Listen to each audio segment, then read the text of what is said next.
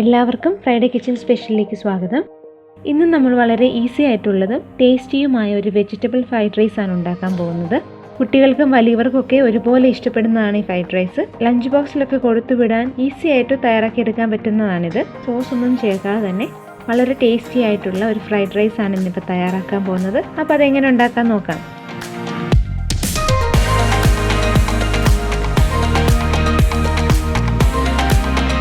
ആദ്യം നമുക്ക് റൈസ് തയ്യാറാക്കിയെടുക്കാം. അപ്പോൾ അതിനായിട്ട് ആദ്യം തന്നെ 1 ഗ്ലാസ് ബസുമതി റൈസ് നമ്മൾ കഴുകി വെള്ളം വാരാൻ വെച്ചിട്ടുണ്ട്. ആദ്യം നമുക്ക് റൈസ് തയ്യാറാക്കിയെടുക്കാം.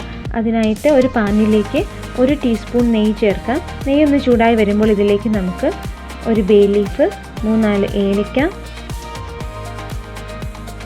2 ചെറിയ പീസ് കറുവാപ്പട്ട, കുറച്ച് കുരുമുളക്, 2 ഗ്രാമ്പൂ, ഒരു ചെറിയ പീസ് തക്കോല, ഇതെല്ലാം കൂടി ചേർത്തൊന്ന് മൂപ്പിച്ചെടുക്കാം.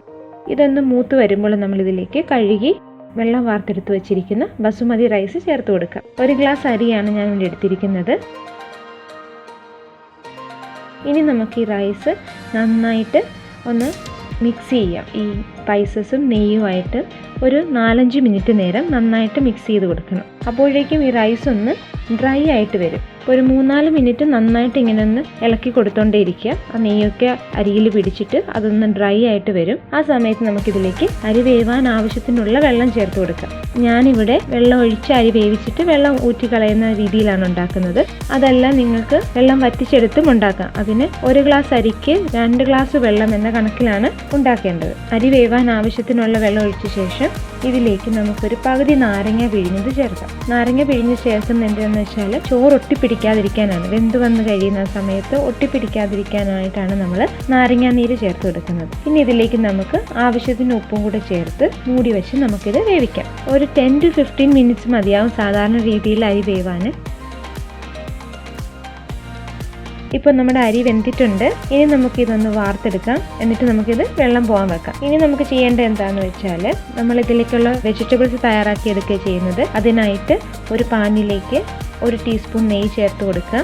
നെയ്യ് ഒന്ന് ചൂടാകുമ്പോൾ ഇതിലേക്ക് കുറച്ച് കാഷ്യൂനട്ട് ചേർത്ത് വറുത്തെടുക്കുക.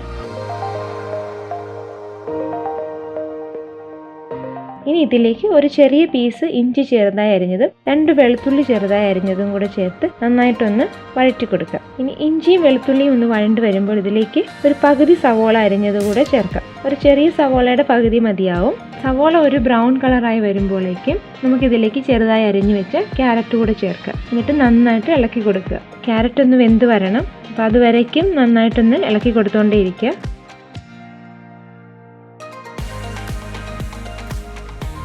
ഇപ്പോൾ ക്യാരറ്റ് വെന്തിട്ടുണ്ട്. വെജിറ്റബിൾസ് വെന്ത ശേഷം നമുക്കിതിലേക്ക് സ്പ്രിംഗ് ഒനിയൻ ചേർത്ത് കൊടുക്കാം. സ്പ്രിംഗ് ഒനിയൻ ചേർത്തൊന്ന് നന്നായി വഴറ്റിയെടുക്കുക.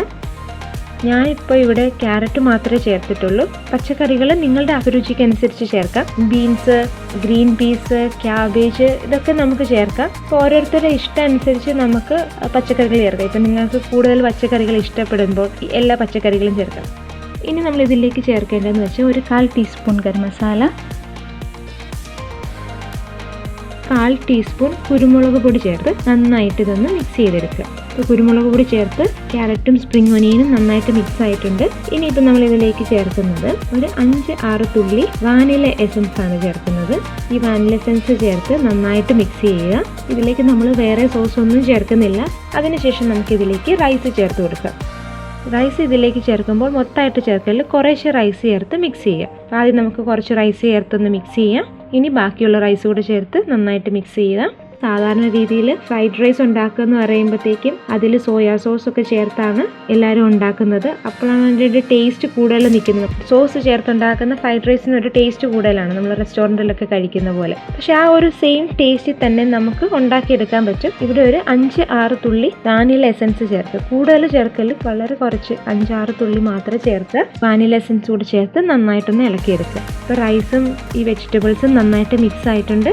ഇനി നമുക്കിതിലേക്ക് കുറച്ച് മല്ലിയിലയും നമ്മൾ വറുത്ത് കോരി വെച്ചിരിക്കുന്ന കാഷ്യൂനട്ട് കൂടെ ചേർത്ത ശേഷം തീ ഓഫ് ചെയ്യാം.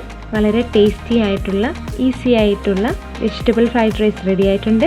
എല്ലാവരും ട്രൈ ചെയ്ത് നോക്കണം. വീഡിയോ ഇഷ്ടപ്പെട്ടാൽ ലൈക്ക് ചെയ്യാനും ഷെയർ ചെയ്യാനും മറക്കല്ലേ കേട്ടോ.